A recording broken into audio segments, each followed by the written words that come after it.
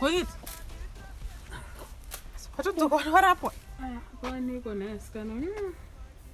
Zanda kungura kuti chandamukira ndine mabayo ese andirikunzwa yako ndichienda kufamba mutunhu wenda kuchipatara kwako ndazvituka. Ndamboda kukuudza kuti uri kuenda kuhospital ko wadi kuenda kuprivate. Unosvika kusina madokta.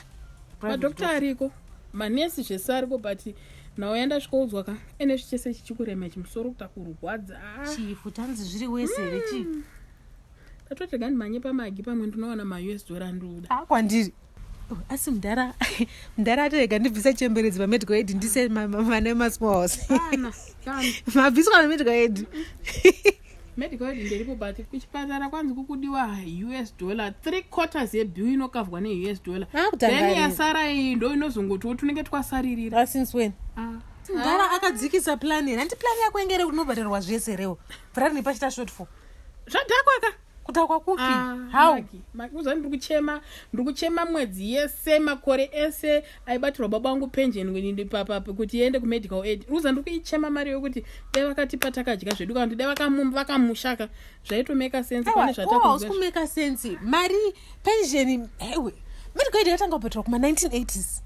Na nhasi yanga chiri kungobhadhara. And it's not like unorwara every month kasaka mari ndokonza ichakava zveni. Ndati mari dzaibatwa 1980 dzachidzoka dzaibatwa dzichitenga but zvinei zviri kunzi aishande nekuti aisisiri mari here chi anzi yadhakwa ka value haisina value zvadhakwa but mhosva yenyere ndozvo zvanenjitaura izvizvi handisika wosanga kuti magwatanga aiwa no ndichati 23 August akane tinovhota but anzi zvichibatsira zvakafanana zvakafanana zvakangofanana unoziva sei kuti zvakafanana waonere unomuonere kuti after 23 zvichange zvakamira sei bhora rakatambodhara kupi bhora rakatambodhara kupi tavhota here What matters is sister voter here isusu masiti unoiwina sei unoibuda sei bhora racho unoriwina sei uchiti refu akakumaka linesman akakumaka weva akakumaka parents FIFA yacho akakumaka masupport akakumaka unopabuda sei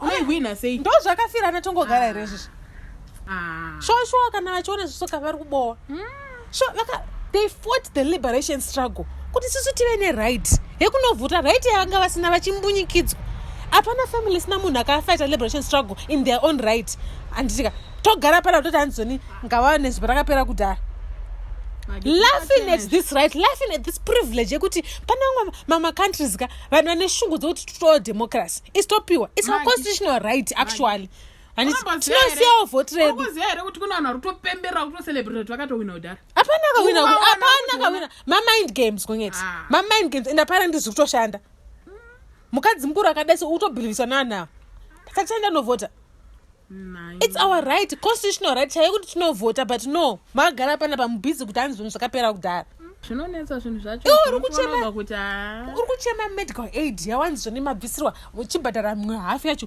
pane mumwe munhu akashanda 60 plus years achibvisa pension ozokomuka ubvanzi yese haisisipo gone makore ese achitora achibatirwa ozongomuka musisina chinhu minista wacho obva apindidzwa mukoti kunzi makadya mari opuda umachinzi ari kupenga insanity ndezvekupenga kanosandikuza kuti zvinhu odzoka otanzi ndivhoterei wamati zvoni rakatambwa kudhara torwa pepa 2 odya futi Zimbabwe yakanokorwa tsoka chaiyo akonotsvaga muroi handisi kuramba kuna unovhota thank you handisi kuramba ndozvizvo zvandiri kuti zvimwe zvacho kazvinorwadza popota arwadzirwa but takananga kunovhota svika muballot box umwe uchipopota but uchisa x kwako pauri kuda iwewe usaudzire kuti hanzi bhora rakapera bhora risati rapera 23 August munhu setakanovhota une brufen ndorwanepi majusada ruzoendanzwa nemabayo handina kana dola panapa kana kuti ndotenga chi handina ndozoona rekutenga brufen